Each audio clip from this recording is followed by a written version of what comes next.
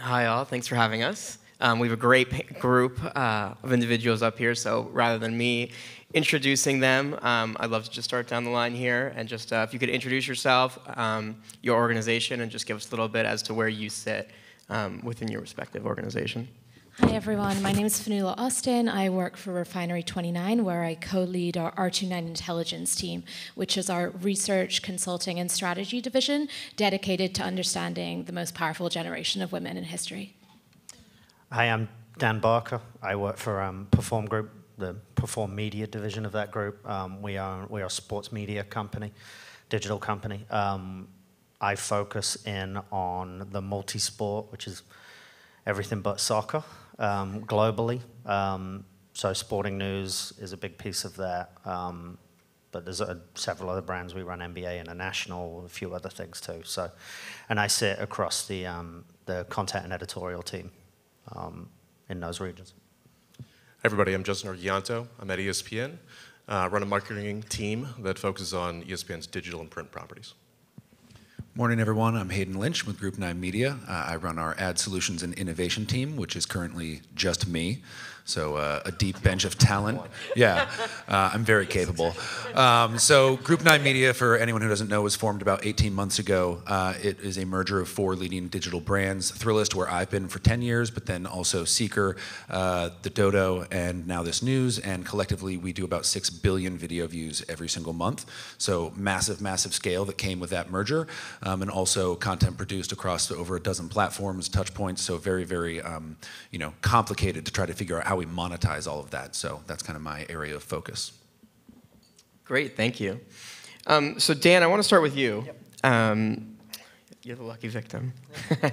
So I'm curious, where does audience development sit within your organization? So, interesting question, because it's constantly evolving. It was fascinating hearing the challenges at Conde, where he's going through a process of teaching an editorially led, brand-led group on how to worry about data and how to think about data. And we sort of have the inverse problem. Everybody from CEO down is very KPI-driven, very data-driven, which means that audience development historically has been a collective ownership. That has come with a lot of positives. I have a very focused editorial team who's constantly looking at how to build audience, knows their KPIs, from interns all the way up to our CEO. There's a transparent understanding of where our audience is, where it needs to go, which pieces of it need to be developed. But then with that comes the downside of there's certain editorial functions, there's certain brand functions that have struggled to develop as a consequence of that. So over the last sort of 6 months, we've transitioned, and there's a couple of initiatives we're working on. Single customer view. We've been an acquisition company for a very long time, so we've got brands on different platforms all over the place, different divisions that have different sign-up flows. Consolidating all of that has become a big part of our product function. The second piece of it is we are formally building out an audience development team that ultimately will roll up into content, but it will sit outside of the editorial team, which will now allow us to start thinking about a little bit more about the actual content we're producing as opposed to content as a means to drive an audience. We can actually start thinking about brand building and brand distribution and brand extension in a way that we haven't been able to do. I'm the head of content. I didn't get the job because I'm good at content and I've been sitting in a CMS for 10 years. I got the job because I know how to scale an audience. We've now got to kind of transition that over and allow our editorial group to become editors again in some ways.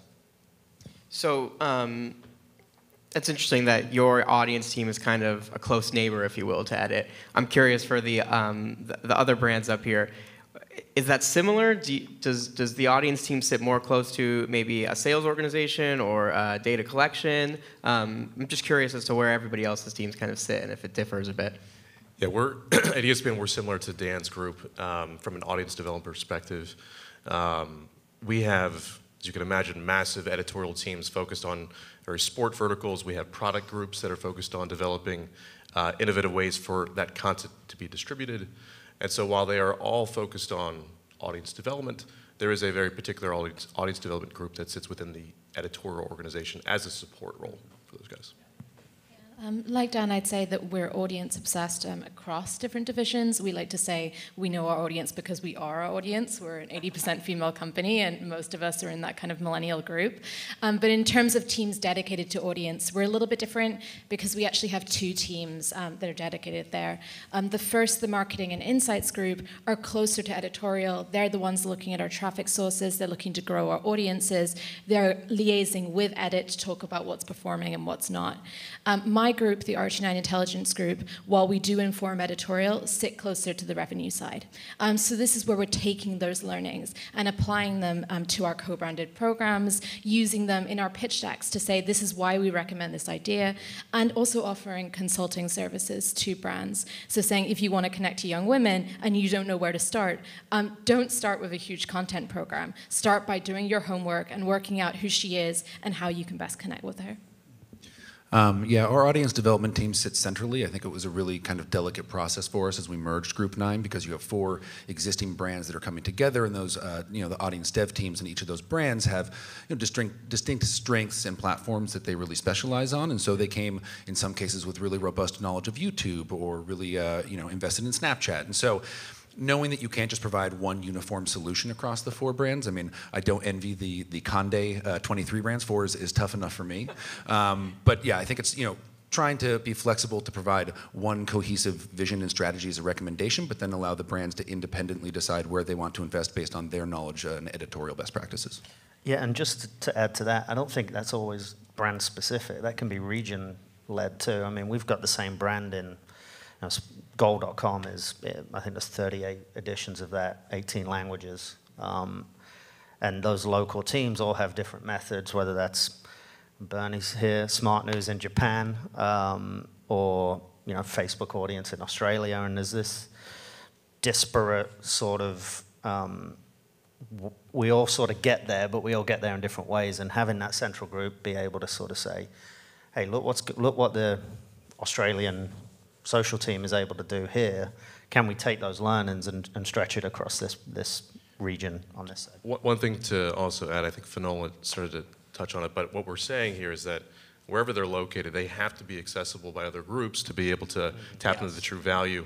One of the elements that we particularly have leaned into is that idea for ad revenue, going into a client meeting and saying, we're not going to pitch you on the new product because we think it has this scale.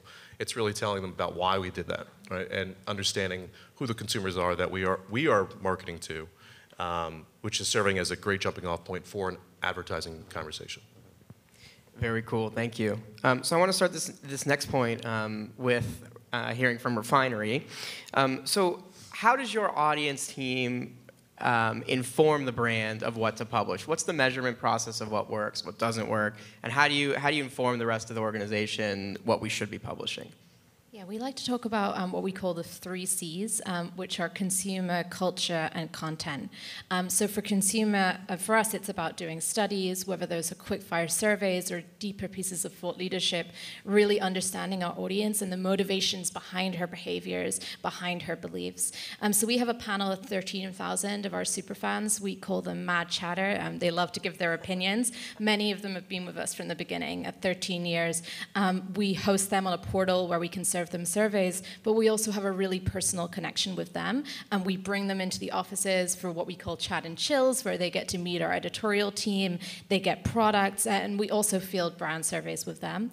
On the culture piece, we want to make sure we're looking outside our walls, whether that's through social listening, looking at the conversations that are happening in the cultural zeitgeist more widely, or third-party data from other research firms, from other brands that are out there in the marketplace. And then in terms of content, obviously we have a wealth of data. I came over from the ad agency side because it seemed like a gold mine to me. 13 years of historic performance data about what's worked, growing with her over time, but also real-time data. What's working today, what's working with images, what's working with headlines. And I think the most important thing for us is, while taking all those learnings and sharing them with the editorial team and the branded content teams, we also need to give them space to experiment. We really believe in testing to learn. We started off in the style space, dedicated to fashion and beauty, and today more than half of our content is more lifestyle and focused, and we've only been able to enter those new categories by experimenting. And a really great example of that is our Money Diaries series. It's now our #1 top performing franchise, and it's where we see one millennial woman and how she spends her hard-earned cash throughout her week. So she'll say, it's Monday morning, I'm running late, so I don't have breakfast, but I grab a coffee at Starbucks, $5. And what we saw was a huge response from women. Finances are the final taboo. She'll talk to her friends about her sex life, but before she'll talk about her salary. And we found a huge community in the comments. And this has really allowed us to enter the finance space. We're partnering with Intuit to bring serviceability to that content. And it spawned a whole host of new content, whether that's sharing her salary story, talking about negotiating that raise. So I think it's so important as a strategist, as a person focused on analytics and data, not to limit creativity. You don't want to be hated by your creative teams. You don't want to say, oh, this video idea will never work because it hasn't shown a brand's logo by the 3rd second. We're open to experiments, and we have a wonderful kind of option to do that every day with the amount of content we're creating. I love that you guys are doing just like personal human connection panels as data collection. I'm just curious, is anyone else human to human speaking in terms of data collection on these? No. Robots only. I think that's right. Sorry, go on. We actually do a lot of focus groups. We have a partnership with a research team that we do hand-on device. We do content feedback. We do a lot of listening. We also do a lot of exit interviews at various events that we do around college football. You can imagine College Game Day is a big franchise of ours where we travel to a different location every week and we set up shop, right? We come in, 24 hours later we're out, and that gives us an opportunity to actually engage with 5,000 plus college students every weekend. And so we're taking that as an opportunity to not just grow brand affinity, but also listen, right? A lot of listening happening from these events. And yeah, we have our own panel, and I think that it's of increasing importance as you look at where you can reap, collect data, and kind of hash through it. And certainly after Cambridge Analytica and a little bit more scrutiny and GDPR, none of us knows exactly where data collection is going to end up or how it's going to evolve. So I think owning some of that, the same way we want to own some of our traffic, is really critical. So our research team is definitely invested in developing the panels that we have. And I just realized I didn't really speak to the measurement part of your question. And I want to say on that a couple of things. I think measurement beyond kind of just the metrics that we're looking at about how content is performing. We're now looking at every stage of the purchase funnel. We have partnerships with many different vendors. I know JumpShot was mentioned earlier, actually linking to credit card data. We're able to measure it, whether it's traffic in store, whether it's that kind of lift in brand metrics. All of those are things we're looking at. But with our panel, historically, we were looking at them more for measurement, and now it's really switched to more exploratory research and kind of saying what next for the brands we're working with and what next for our brands. So while we still two-tap them on the measurement side, there are generally other solutions for that, and we love using our panel for kind of the more exciting and consultative projects. Thank you, love it. So I want to switch gears just a little bit here and talk a bit about personalization. And so Justin, I hope you don't mind, we'll start this point with you. I've been a fan of ESPN for a long time, obviously, and I'm just curious as to, so how does data lead to personalization with you guys? I know it's a broad question, but what are you doing in the personalization space with everything you're collecting, and how are you leveraging that to either grow audience or grow engagement with your audience, et cetera? Sure. So we're very lucky to be in the sports business around personalization and data, because it's really personalization that's leading to data, not the other way around. For us, we have a very scaled audience that comes to us and they say, I want more information on this team or this league. And for those of you that are sports fans, right, the first question is typically, well, who's your team? Who do you follow? Right? Are you going to watch tonight's game? Tonight's game actually is a good example. Show of hands, who's actually going to watch tonight's game, hopefully, if you're not on a plane? Okay, how many of you are actually Golden State Warrior fans? Okay, so hands down, right? How many of you are Cavs fans? Even fewer, right? So a lot more people said, I'm going to watch the game than I'm actually a fan of the game. So therein lies sort of the challenge for us, because we say the game is important to many. But for those that have already personalized for a Cavs fan or they are a Golden State fan, if we just went by that information, we wouldn't be promoting to the entire audience.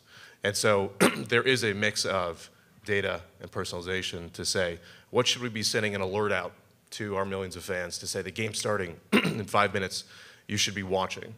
And that type of action, the interaction is leading to different ways that we think about engaging our sports fan. I mentioned alerts. Probably in the last few minutes, I've gotten an alert on my Red Sox, right? In terms of injury, I've gotten an alert on tonight's game, and maybe an alert on my fantasy baseball team. So those interactions, having a very personal experience is the challenge, I think, for us, because where is that fine line? When someone personalizes their experience, their apps, their digital world, there is ultimately a trust balance there. How much do I give them? How much do they expect? And they're giving us information at the end of the day. But I think that's the piece that we stay very close to.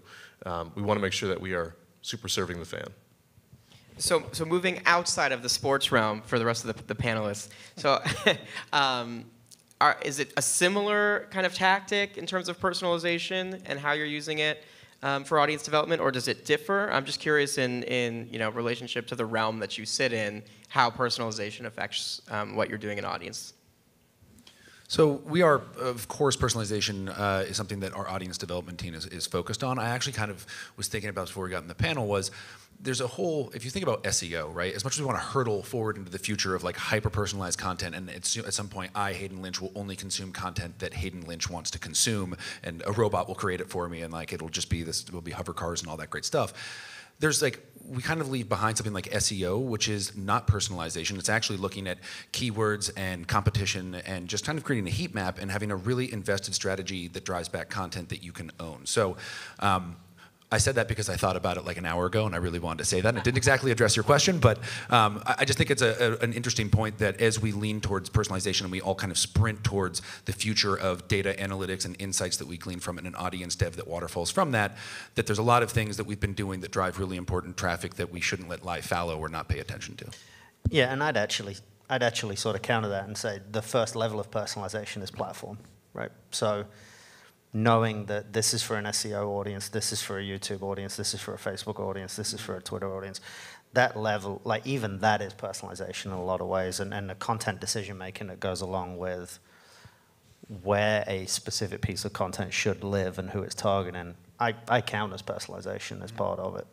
I would agree with that. I think for us it's more customization by platform. You'll never see something on our Snapchat that's identical to what's on our Instagram. It's identical to what's on site. It's really about understanding the mindset that she's in when she's on each of those platforms and really what she's looking for. The other thing I would say about personalization is there's nothing more personal than seeing yourself in our content. And one of the reasons why our experiential business has been booming for us is because that literally puts you at the heart of the content, and as a creator posting that content yourself.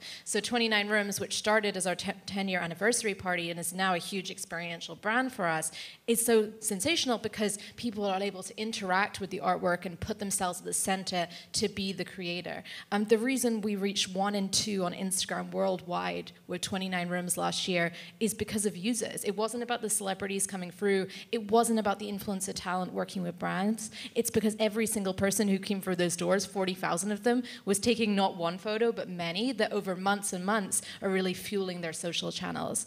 So I think with that one-to-one connection, it's not just about focus groups and panels. We're a digital-first brand, and yet we have thousands of people lining around the street to come and see our brand in real life and to create content that's as personal as it can be because it's from them.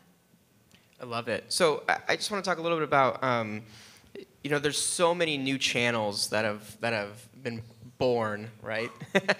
The past year or years. So I'm just curious, in talking about personalization and these new channels, how does content creation work in terms of the new media channels that have come about? Is it all rolling up into the editor-in-chief or the chief content officer? Is there a new content creation team in your respective organizations? It seems like every brand has to create 5 or 10 or 15 different versions of what a single piece of content. So how are you guys managing that within your respective organizations?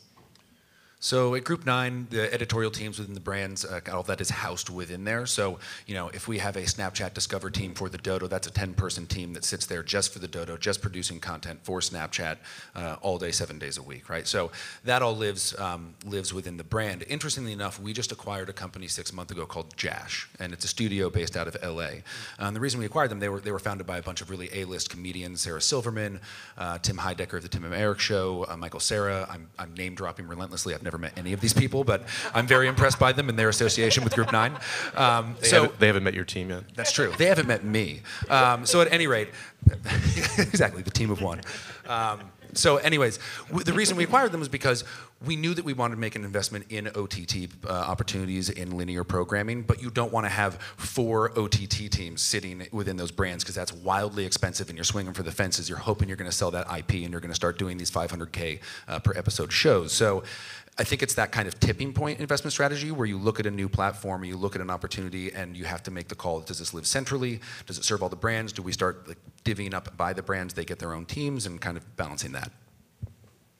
I think for us, we've always had this startup mentality where we do have those small and nimble teams who are trying things out, experimenting on new platforms. We have a dedicated Snapchat studio where all day, every day, they're working on that content. And I think a lot of it actually comes from within our organization and our employees and what they're passionate about. A great example is an Instagram channel that we launched at the very end of last year, which is R29 Unbothered, which is an Instagram channel created by, entirely fueled by, and for African-American women. And that was a group of employees who got together within the R29 walls and pitched that idea to our executive team. They said, yes, we've always been inclusive, radically so in all our content, but based on the kind of climate in the world right now, we want our space, we want a channel that we can program, and this is our plan for making it happen. And I think we talk about entrepreneurial generation, this is also an entrepreneurial generation, and as a publisher, you should kind of give the reins and the freedom to your creators. If they're passionate about a platform, if they're passionate about a format, then say, okay, how can you make this work? And that's always worked really well for us. Yeah, that's a great point in terms of listening to your own editorial organization, because most likely you're going to have someone that is going to want to say, not only will I raise my hand to do that, but I will be a champion and I want to be on the forefront of it. A perfect example of that at ESPN is we are predominantly a television company. And so when you say, we're going to produce a new show, and that new show is going to be on Snapchat, or that new show is going to be, how long is the show? Doesn't matter. It's all going to be on demand, right? That changes, that forces our traditional editorial teams to really think differently, and yet on their groups, in their own organizations, there are folks that understand that language. So again, I will use tonight's game as another example. When we ask our fans, did you watch the game last night? And 100% say, yeah, I watched the game last night. And we start to dive deeper back to your idea of personalization by platform. How did you watch the game? Well, I watched it on television. I watched television out of home. I watched it streaming. I watched it streaming on my device. I watched it on OTT. Or in some cases, I watched the recap. I watched the live story on Instagram. So all of these different experiences on different platforms, sometimes are owned and operated, sometimes not, to the fan is still watching the game. And what we have to do is we have to think about how do we, again, serve those fans in those spaces. But to the idea of development of content, a lot of times it's homegrown. It's not a platform saying you should be here because our employees are fans themselves. Which sort of leads to what I was going to say about, so much of this is about the recruitment of the people you bring into an organization editorially, and having a profile of a true sort of multimedia native, somebody who can slide across, somebody who is going to drive ideas. That's how we sort of set ourselves up, because I feel like I'm constantly in a state of reorganizing our newsrooms. So you have to have a fluidity within the skill set of that team. That's been massively important for us. When I first joined ESPN 4 years ago, there was a term being thrown around. Have you met so-and-so? He's a predator. I'm like, excuse me? It's a producer, editor, and it's someone that is able to do multi-things, and we haven't come up with a better name. That's some Arrested Development shit. But it is an example of perhaps a bad name, but an example of someone that you have to have the ability to produce, you have to have the ability to edit. Sometimes it's copywriting, right? So the speed of content production obviously continues to get faster and faster. We got to come up with a better name. We have a fucktillion predators at Group 9. I also just Before one more we point, take too much of a turn. No, I was going to say, like, going back to the Snap example and staying fluid on this stuff, you know, Facebook comes out a couple of weeks ago and says that they expect Facebook Stories to be the predominant form of content production in 2019, right? So we're talking about within a year. Does that Snap team then become a vertical video specialized team? How do you feed back to other platforms where you're going to have some kind of feedback? And I think, you know, setting up those pipes, which is something we talked about early on, it's all about the communication and trying to just like evolve as the industry evolves and the opportunities present themselves, because you can't take every opportunity. There's going to be so many. You need to decide how you're going to kind of manage that yield. Now, my counterpoint to all of that is... You're countering me all the time. I know, you're not wrong. I thought we were vibing. There has to be a level of practicality about chasing the next sort of shiny thing, certainly as it relates to Facebook. Totally. So there has to be a level of discernment on, okay, we think that channel has an ability to monetize, it has ability to scale, can build brands. So you find yourself chasing things sometimes. We were one of the big Google Plus adopters, and that did really well for us for about 15 minutes. And now you're not anymore. And now we're not. So I want to speak a little bit about exactly that in the monetization of these new platforms. So Hayden, I'd like to start with you. But in all of these new channels that have been born and come about and that we're creating content on, how does your organization look at monetization? Is it always traffic back to site? Is it looking at the direct dollars on these platforms? And how are you able to measure and I guess report to the stakeholders, right, that this is successful or not successful in terms of monetization? I mean, it's a huge issue this poses. I go back to that 6 billion video views that we get monthly. That's a massive set of inventory that we have there to go sell. Except the fact is, it's not all the same thing. It's not some unified inventory that we get to go out and just have massive scale on. You start going by brand, and then by platform, and then by product, and you start going into targeting, and you start looking at different creative specs, and something as simple as pre-roll becomes this massively confusing thing where you want it Facebook, well, it's mid-roll, and it's going to have to be 15 seconds. We can't take your 30-second asset. You want it on Snap, it's now 10 seconds, and technically it's served as a Snap ad, so it's not even pre-roll. And I think marketers get really, really confused about that, and I think the industry and we as a company are finding that very confusing. So 6 billion turns into these little buckets of like 10 million and 15 million here and 500,000 here. And I actually think that we need to turn back around, and instead of continuing to drive the 6 billion to 10 billion, which is a great vanity metric, we need to look at, say, the 10 million and the 15 million across platforms and figure out how do we just break down that wall and create unified 25 million. And you just piece by piece chip away at that and start to make your inventory a little bit more unified. I personally think that DMP integration across platforms is going to be critical for that. There's a lot of work that we're doing, and I think we're all doing with platforms to help them understand how they need to help us monetize their platforms, because it's a rev share, so they want us to make money on the platform. But the industry at large, I mean, we're all kind of sorting through this together, and I think as publishers, it's our responsibility to work with the platforms to help them understand what we need to then turn around and sell to marketers, because Facebook has no idea how we sell things because they sell Facebook. And so when we come to them and tell them how we sell as a publisher, it's just not how they're wired, so they kind of need that feedback. I completely agree with Hayden. Yes. Thank you. Finally, huh? And I think when it comes to this question of monetization, for us, it's not always about thinking so literally. I think our biggest source of revenue overall, ultimately, is our brand and the trust that we have with our audience. And growing that on new platforms is always going to be important for us. But for us, a lot of the last year has been thinking, how can we translate and how can we bring that knowledge we have about this consumer, our innate understanding of who she is and what she wants to see from brands, to inform brands in new ways. So my own division, we're offering consulting services now. We're offering paid research. We're doing strategic workshops with brands that maybe historically we wouldn't have worked with in the past. A brand who maybe it wouldn't make sense for them suddenly to be doing pre-roll or mid-roll with R29 content because they've ignored women or even offended them in the past. And so taking those learnings that we're getting from our content as well as from our studies and by being on the pulse of what's happening in culture and bringing that to brands we haven't worked with. A great example is Gatorade. Kind of sports has not been our kind of endemic category, and yet Gatorade came to us and said, we see young girls are dropping out of sports, and we don't know why. Around this 15, 16-year-old age mark, we're losing them. And so for them, we looked at our content, but we also did quant and qual, tapping these Gen Z girls who wanted to speak to us, not to Gatorade, because they trusted us, they know us from our Snapchat, they love R29. And what we discovered is that Gatorade's hypothesis that it was about hazing, bullying, body image was totally wrong. 15, 16-year-old girls, I don't know how many of you have daughters in that age bracket, but they're busy. They want to get into college, they maybe are starting to date, they have very active social lives, and sports was the first thing dropping off their agenda. So in that case, we were the research partner, we were at the ESPN Women's Summit with Gatorade, kind of sharing those findings, and those insights informed their Sisters in Sweat campaign with Serena Williams. And we didn't make that content, that video came from their creative agency, but it's a smart new way for Monetize to say, we know this audience, if you want to connect to her, come to us, and we can inform your entire marketing strategy. I think when you say audiences, I think it's an important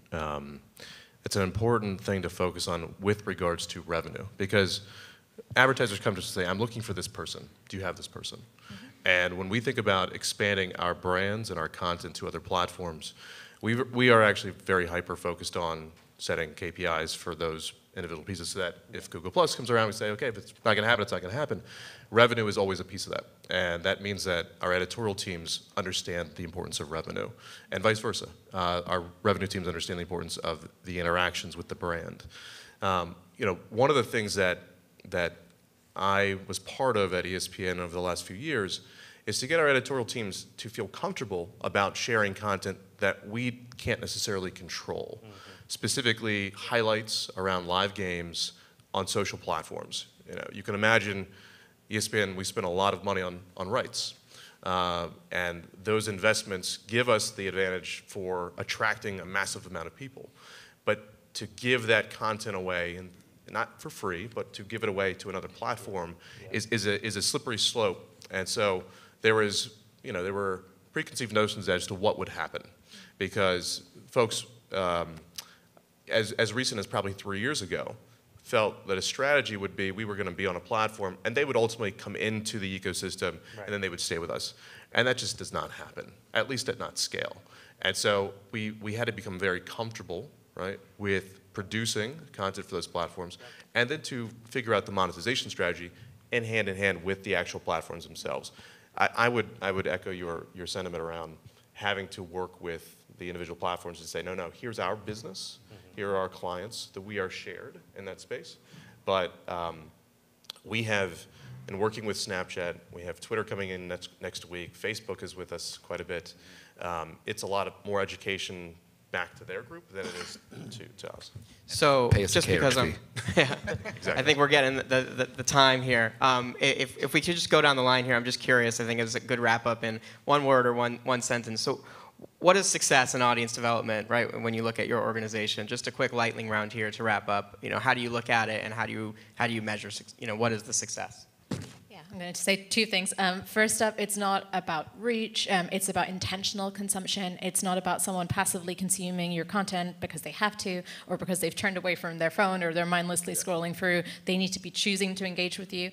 And second, I think we used to say, oh yes, to brands, we reach your audience, and that was enough, and they would buy media with you, they would run content with you. But now I think it's not just we reach your audience, but we understand them, and we often understand them better than you do, and actually pushing back on brands, and not just being a vehicle for them to push their campaigns, but actually improving their campaigns and making them better for the consumers consuming them. I'll be the craven one and say that the KPI which we are all measured against is revenue. Ditto. Engagement, and I think omni-platform approach, making sure that we're diversified and where we're reaching our consumers, so we aren't kind of beholden to one monolithic platform, whoever that might be. All right. Well, thank you very much. Yeah, let's get some questions, guys. Please. Yep.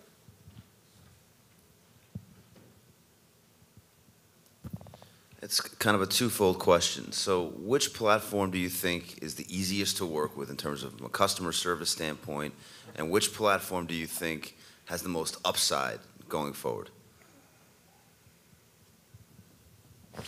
How do you define upside?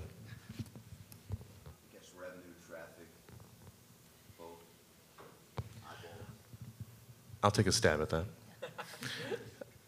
One of the things that we have seen is that our advertising partners just want it to be simpler.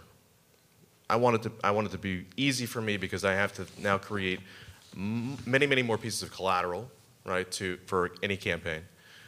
I have to think about how I'm measuring success across all these other partners. And now I'm working with you, a publisher, that's saying, you're a one-stop shop for distribution of that content that we may be co-creating with you. And you're going to help me measure that by way of other, I mean, right? It just keeps getting more and more complicated. The platforms that I've found to be the most successful are the ones that just make it easy. Easy to buy, easy to sell. When introducing a third party and a publisher like ESPN is saying, we're representing Snapchat, we're representing Twitter, that's hard for us as a sales organization, and sometimes it's hard for the partner as well. So we challenge the platforms to say, let's think about this through the lens of, can we integrate our ad server, which we do on YouTube, and we used to on Twitter. Yeah. Can we have a simplified approach to measurement? Are you capturing that measurement, or can we? Because ultimately, our partners are saying, I'm doing business with ESPN. I'm not doing business with all these other folks. And so I need you to represent that. So it's the folks that are just keeping it simple as possible. And I would say that across the industry in the last 6 to 12 months, every major platform that we work with has made a concerted effort to have a better relationship with us as a publisher. I think they all collectively have kind of seen the benefits of working with publishers and understand the symbiotic relationship. And they're all, I think, aware that they can't just kind of sit there and use us as tools. So we've actually had really productive conversations across the board. In terms of emerging platforms, like, we have a studios team in the West Coast is really into Pluto TV. I think there's a lot of platforms that maybe even I'm not aware of as a consumer, but you kind of hear a lot about. And so I think, we're just going to see more and more fragmentation and more distribution channels. So I doubt that we're going to see one come out and just become the next Facebook or whatever. I feel like it's going to actually be just like a more, complex and busy marketplace. With that, we're going to move this to the round table in about half an hour. Eli, panel, thanks for being both informative and lively.